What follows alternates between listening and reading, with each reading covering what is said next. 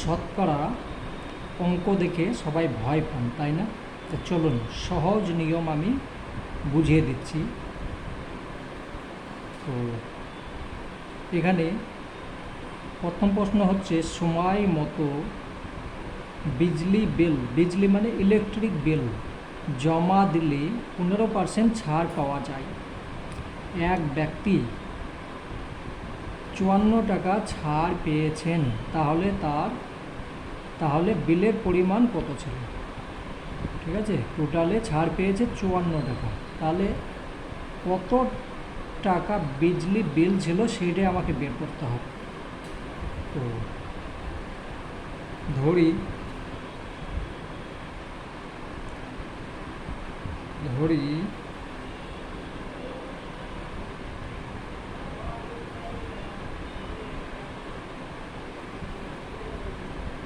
বিলের পরিমাণ ছিল X টাকা। X টাকা ছিল বিলের পরিমাণ। সেখান থেকে কি 15% ছাড় পেয়েছে? একদম শর্টকাট, X টাকার 15%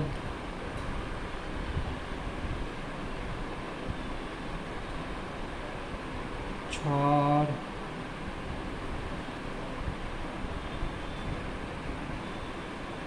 পেয়ে হয়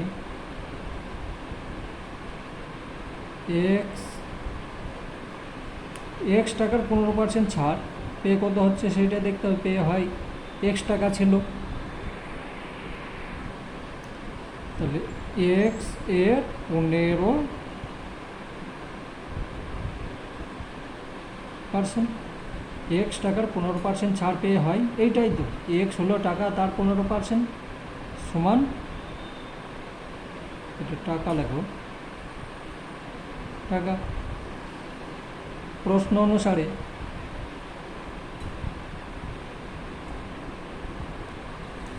প্রশ্ন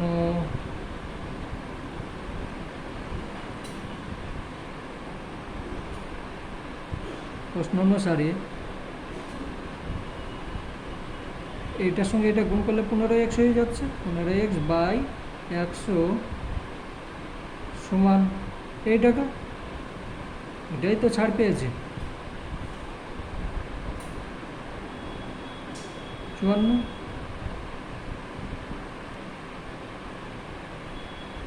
এটা সমান এত। তাহলে বা এটাকে আমি যদি সমাধান করি, তাহলে x সমান সমান হয়ে যাচ্ছে, এদিকে হচ্ছে 54 গুণ 100/15। এটাকে কাটো এবার। তো কাটলে এটা যখনই কাটবে, তো এটাকে 36, 3 18, হ্যাঁ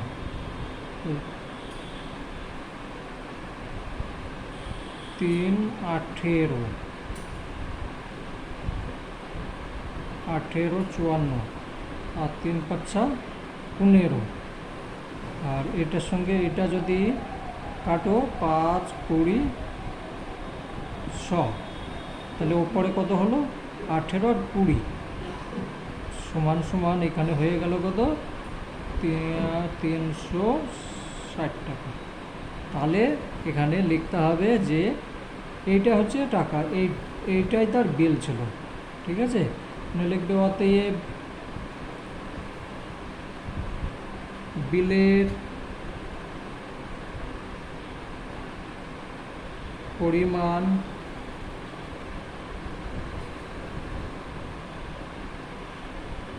360 টাকা। অঙ্ক শেষ।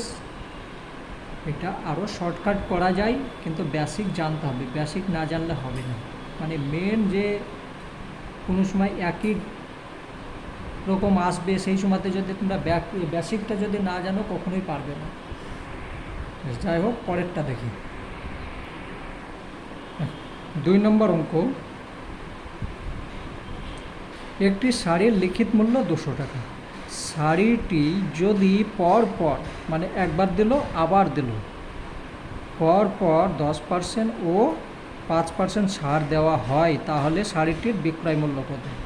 একটা শাড়ি আছে, সেই শাড়িটা প্রথমে 10% ছাড় দিল, যে অ্যামাউন্টটা থাকলো সেখান থেকে আবার 5% ছাড় দিল, তাহলে শাড়িটার বিক্রয় মূল্য কত হবে? তাহলে প্রথমে 100 টাকা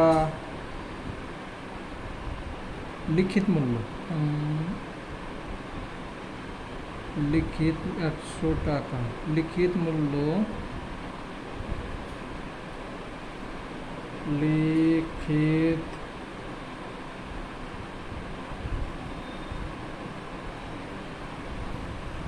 মূল্য 100 টাকা হলে বিক্রয় মূল্য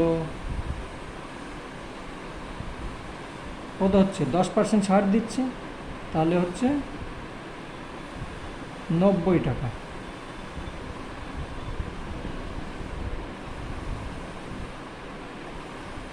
যেহেতু 10% ডিসকাউন্ট দিচ্ছে, ঠিক আছে, 10% ডিসকাউন্ট, তাহলে আবার লিখিত মূল্য 1 টাকা হলে বিক্রয় মূল্য কম হবে না বেশি? কমই হবে টাকা। এই শূন্য কেটে দিলাম, তাহলে ওপরে 9 নিচে 10, ঠিক আছে। তাহলে লিখিত মূল্য হচ্ছে কত? 200 টাকা। লিখিত মূল্য 200 টাকা হলে বিক্রয় মূল্য 9 গুণ 200 আর নিচে হচ্ছে 10, তাহলে 0 কাটো, তাহলে কত হচ্ছে? 9 দুগুণে 18, মানে 180 টাকা। প্রথমে 10% ডিসকাউন্ট দিলে তখন 180 টাকা হয়ে যাচ্ছে। এবার দেখো, এই যে টাকাটা আছে এখন বর্তমান এইটা দাম, এইখান থেকে আবার 5% ডিসকাউন্ট দেবে, তাহলে আবার দেখো লিখিত মূল্য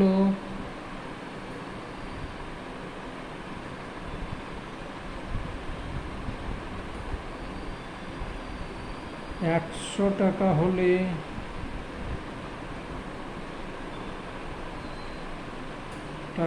হলে বিক্রয় মূল্য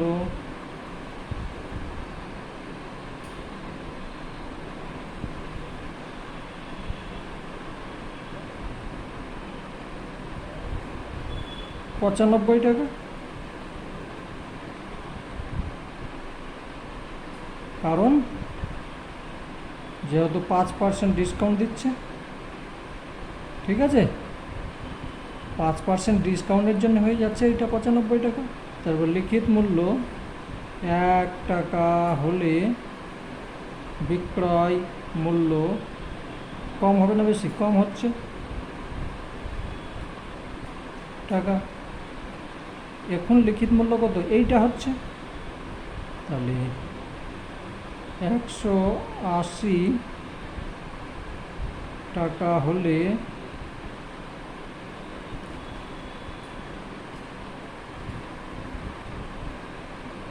$95 গুণ 180, নিচে হচ্ছে 100, এই শূন্য কাটো। এবার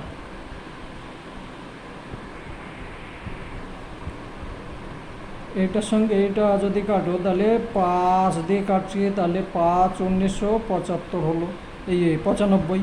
আর এটাকে 5 দিয়ে তাহলে 2 হচ্ছে, 2-এর সঙ্গে এটা যদি কাটছে তাহলে 9 দুগুণে 18, এটার সঙ্গে এটা গুণ করো, তাহলে কত হচ্ছে? 9 9 81, 9 9 81, 9 1 9, আর 8 তাহলে 17, 18, 9 9কে 9, 9 8 9 17, হ্যাঁ 171 টাকা। তাহলে পরপর যদি দুবার ডিসকাউন্ট দেয় তাহলে শাড়িটার বিক্রয় মূল্য এইটা, তাহলে লিখে দেবে অতএব শাড়িটির বিক্রয় মূল্য হলো এইটা। চলো পরেরটা দেখি। 3 নম্বর অঙ্ক, এক ব্যক্তি 445 টাকায় একটি বই বিক্রয় করে 11% ক্ষতি হলো, বইটির ক্রয় মূল্য কত? এইটা তার বিক্রয় মূল্য, ক্রয় মূল্যটা কত সেটা দেখতে হবে। তো ধরি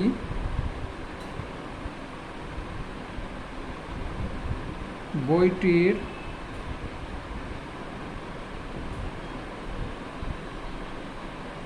ক্রয় মূল্য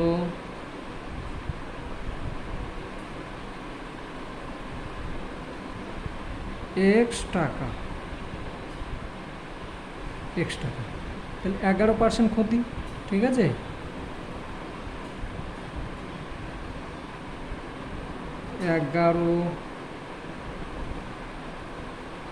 ক্ষতিতে এত পার্সেন্ট ক্ষতি,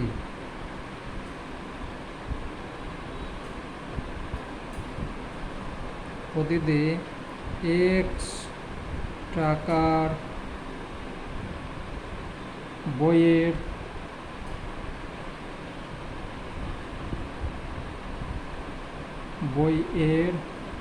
বিক্রয় মূল্য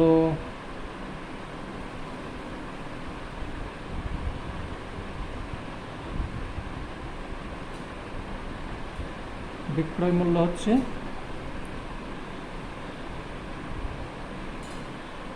x টাকার বই, 11% ক্ষতি করছে, তাহলে হয়ে যাচ্ছে ওপরে হচ্ছে 11% বাদ যাচ্ছে, তাহলে 89 হয়ে যাচ্ছে, আর নিচে 100 হচ্ছে। তার গণিত x মানে x টাকার এত পার্সেন্ট কত হচ্ছে সেটা দেখতে হবে। এটা প্রশ্ন অনুসারে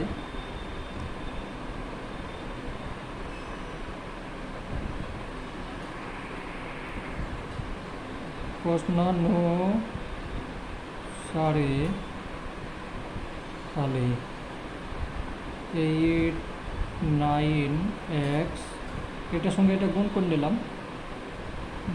100 সমান কত এই টাকাটা,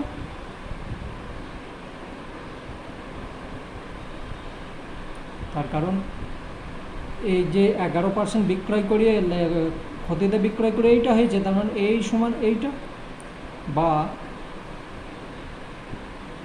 এটার সঙ্গে এটা গুণ, এইটা ই করলাম, 89x সমান 445 গুণ 100, বা x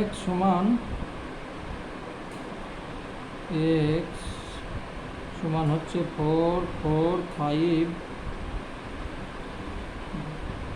গুণ 100, নিচে 89, তো কয় দিয়ে যাচ্ছে দেখো, 5 9 45, 5 9 45, আর এখানে 5 8 40, হ্যাঁ 5 দিয়ে যাবে,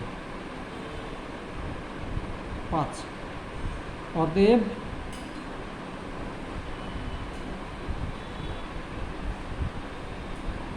ক্যামেরা একটু গোলমালাই চলে দেখে নেবে। তো এটা সমান এটা হলো, এটা কেটে নিলাম, 5 8 এই 5 দিয়ে এটা ই করলাম, হয়ে গেল, ঠিক আছে। 5 দিয়ে এটা কাটলে হয়ে যাচ্ছে, এবারে এটার সঙ্গে এটা গুণ করো, অতএব x সমান হয়ে যাচ্ছে 500 টাকা। অতএব এবার লিখতে হবে, অতএব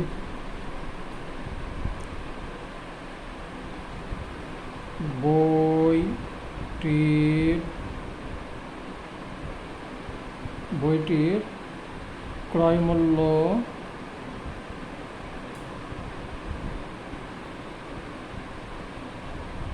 ছিল বা হলো 500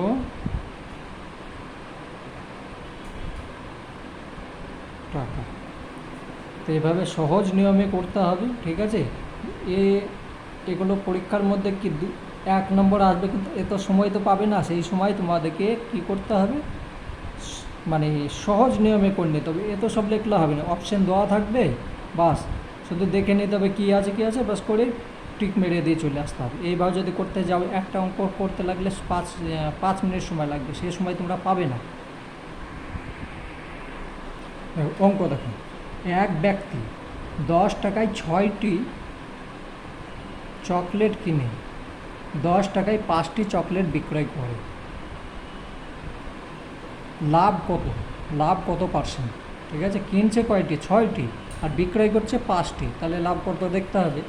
তো 10 টাকাতে চকলেট পাওয়া যাচ্ছে কত? 6টি, তাহলে একটি চকলেটের দাম বের করো, তাহলেও হবে, বা তুমি এইভাবে যদি বের করো তাও হবে। তো দেখো, 6টি চকলেটটা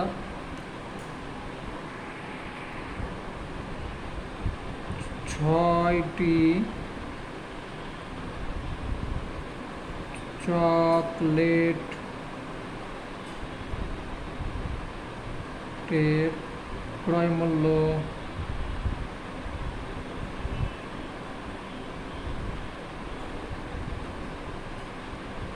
হলো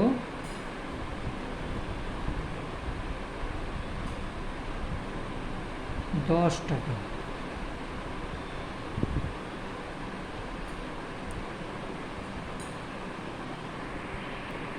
এখানে একটু চেঞ্জ করে নেবে, না হলে দশমিক চলে আসবে। এইভাবে প্রশ্ন যদি আসে তোমাদের দশমিকই করে নিতে হবে। আর যদি এইরকম যদি না আসে, এখানে ধরো 5 করলাম, 5, আর এখানে 4 করো, নাহলে দশমিক চলে আসে। তোমাদের শেখা নিয়ে দরকার, আমি নিয়মটা শিখিয়ে দিচ্ছি। এখানে 5টি কিনলো আর 4টি বিক্রি করলো, তাহলে আবার দশমিকটা আসবে না, নাহলে দশমিক চলে আসছে। 5টি চকলেটের ক্রয় মূল্য হচ্ছে 10 টাকা, তাহলে একটি চকলেটের ক্রয় মূল্য হচ্ছে 2 টাকা, আর বিক্রয় মূল্য কত করছে? আবার 4টি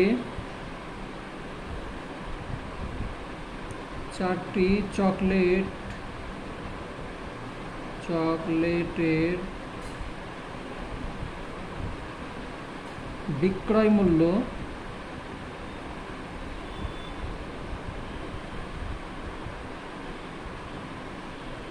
হচ্ছে কত? 10 টাকা। অর্থাৎ একটি চকলেটের বিক্রয় মূল্য হচ্ছে 10/4, মানে এখানে হয়ে যাচ্ছে 2.5 টাকা। ঠিক আছে, 2.5 হয়ে গেল। তাহলে ক্রয় করছে একটা চকলেট এইটাই, আর বিক্রি করছে কত? এইটাই, তাহলে লাভ করছে কত? অতএব লাভ করে 2.5 মাইনাস 2 টাকা সমান 50 পয়সা, বা 50.5 টাকা। এই টাকা লাভ করছে কয় টাকাতে? 2 টাকাতে লাভ করছে 50 পয়সা। এটা 10 টাকাতে লাভ করছে না, 2 টাকাতে লাভ করছে 50 পয়সা। তাহলে এখানে লিখবে 2 টাকায় লাভ করে কত? 0.5 টাকা। তাহলে 1 টাকায় লাভ করে কম করছে, তো এটাকে আমি দশমিক থেকে তুলে দিলাম, ঠিক আছে? আমি তুলে দিলাম, তাহলে শূন্য নিচে চলে এলো, এই দশমিকের বদলে 1 হলো, শূন্য হলো, আর 1 টাকা লাভ করছে, তাহলে এটাও কম হলো টাকা। আর 100 টাকায় লাভ করে, তারপর আমাকে শতকরা কত পার্সেন্ট লাভ সেটাই আমাকে বের করতে হবে, আমি শতকরা বলেছে তো। তাহলে 5 গুণ 100 বাই 10 গুণ 2, 0 0, 5 দুগুণে 5 5, এখানে 5 হবে, 5 দুগুণে 10, তার মানে 25, 5 5 25% লাভ করছে, ঠিক আছে? 25% লাভ। তাহলে এখানে লিখবে অতএব তিনি লাভ করেন 25%। বাস হয়ে গেল।